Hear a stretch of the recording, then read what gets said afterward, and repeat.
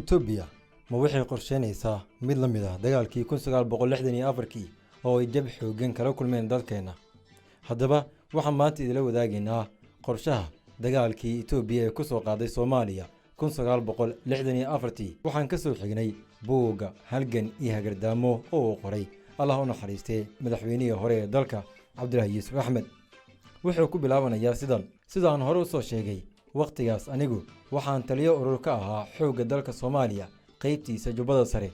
isla waayadaasna qaybaha Soomaaliyeed ee aan weli xiroobin waxaa ka jirtay kacdoon gobonimo doon ah, gaar ahaan gobolka Soomaali Galbeed oo Itoobiya gumaysato, kaas oo isu bedelay dagaal hubeysan. isbiirsiga Soomaali oo hub loo ballan qaaday iyo dagaalka ka socday Soomaali Galbeed waxay Itoobiya u aragtay halis aan dheelsan karin oo ku soo fool leh midnimadeeda.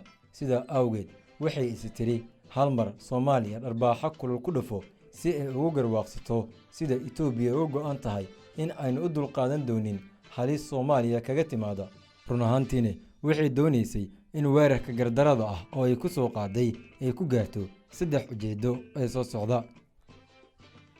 kow, in ficil ahaan u gaarsiiso Soomaaliya in cawaaqib xumo ay kala kulmayso dagaalka Soomaali Galbeed ay ka wado. 2, inay qabsato qaybo ka mid ah dalka Soomaaliya oo qallaaso siyaasadeed ay geliso dowladda cusub, dabadeedna dadku uu ku kaco dowladda hubdoonka ahna la rido.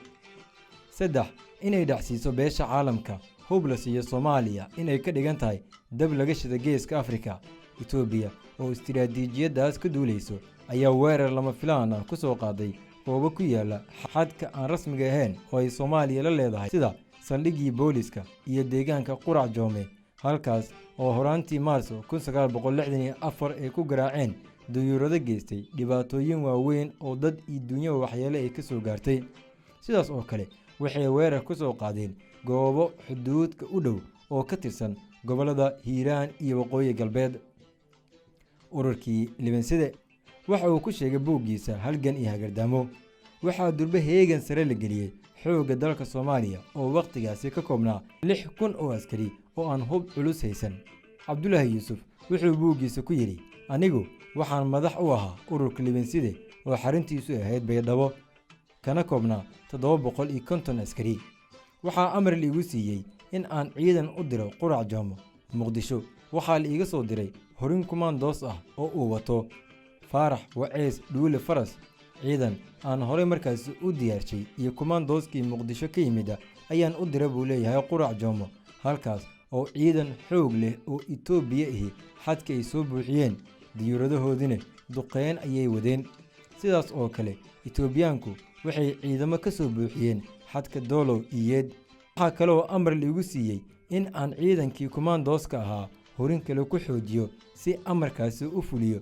horin aan Yeed hore markaa u geeyey baan dib u soo ceshay, isla markaas horin xoojin ah baa Kismaayo la iiga soo diray. sidaas oo kale bateri altalaari ah iyo dhashiikiyaal u wato Maxamuud Geele Yuusuf ayaa Muqdisho la iiga soo diray.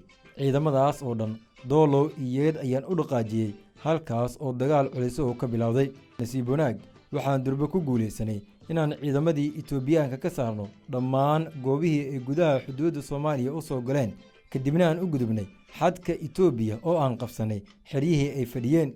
Itoobiyaanku markii ay ku fashilmeen ujeeddadii ay ka lahaayeen weeraradii koobnaa ee cabsigelinta ahaa, waxay dagaalkii ku fideen dhammaan xuduudda labada dal ka dhexeeya.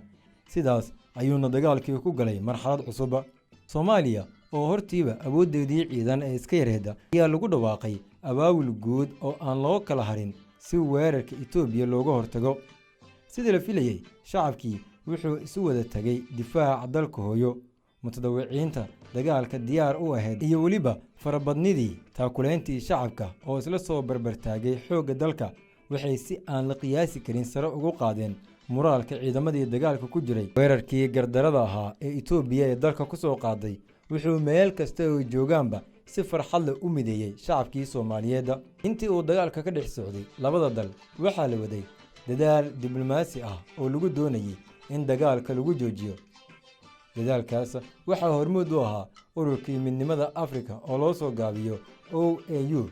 ururkan wuxuu u xil saaray dalka Suudaan in uu labada dal isku keeno, weliba u kala dab qaado shir ayaa la isugu keenay xilligaas oo ay dowladda Suudaan ku guuleysatay labada dalba in ay markaasi oggolaadaan gogasha Suudaan Khartoumna lagu qabtay. shirkaas ayaa lagu heshiiyey xabad joojin rasmi ah iyo in ciidamada la kala qaado oo qolo waliba xadkeedii ay ku ekaato. dabadeedna qolo waliba xuduudeedii ayay dib markaasi uga guuratay 15 kiiloomitir. Abdullaahi Yuusuf ayaa buuggiisa ku yidhi, aniga oo doolow ku sugan ayaa waxaa halkaasi igu yimid wafdi ay kala hogaaminayeen Maxamed Siyaad Bare oo ka socday dhinaca Soomaalida isla markaana ahaa abaanduulaha xoogga dalka Soomaaliya, iyo weliba gaashaanle sare Mihretaba oo ka socday dhinaca Itoobiya. wafdigu wuxuu u xilsaarnaa in uu hubiyo in ciidamada la kala qaaday. aniga oo gaashaanle ahaa iyo weliba taliyihii Itoobiyaanka oo gaashaanle sare ahaa ayaa guddigii wadajirka ahaa shir la qaadanay, annaga oo hordhignay qaabka aanu ciidamada u kala qaadnay iyo weliba sida aanu markaasi ugu guuleysanay fulinta abaamirtiina la faray. markii shaqadii la isku afgartay ayaa sargaalkii Itoobiyaanka ahaa ee iga soo horjeeday meesha ka yidhi, war ma inankan yar baa ila dagaalamayay, waxaan filayay in ay maanta shirka iiga soo horjeedaan saraakiil ilada ah ama kuwa iga waaweyn. xabad joojin ayaa la dhex dhigay labada dal, waxayna muujisay Itoobiya in ay ku fashilantay dhammaan saddexdii ujeedo ee ka lahayd dagaalka.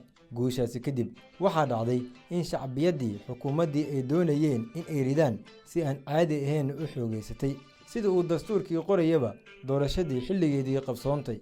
xiriirka Soomaaliya dunida la lahaydna wuu sii xoogeystay. sumcaddii xoogga dalka Soomaaliya cirka ayay isku shareertay, sidaas ayuuna ku noqday ciidan shacbi ku kalsoonaan karo. duruufo kasta oo soo wajaha, jaceylka shacbiga oo u qabo xoogga dalka Soomaaliya waxay ku muujiyeen buu leeyahay suugaanta mu'alifiinta Soomaaliyeed, isla markaana ay ku soo bandhigeen qiiradooda. xusid gaar ah waxaa mudan fanaaniin ay ka mid ahaayeen Seynab Cali Baxsan, heystii caanka ahayd ee Geeshka Yagow Guuleysta, iyo heystii kale ee iyaduna caanka ahayd oo ay qaadi jirtay fanaanadii magaca dheereed ee Xaliimo Khaliif Magool, nin lagu seexdo ha seexan. sidaas oo kale Togwa Jaale dagaal baa ka dhacay oo ciidamadii dib baa loo kala qaaday.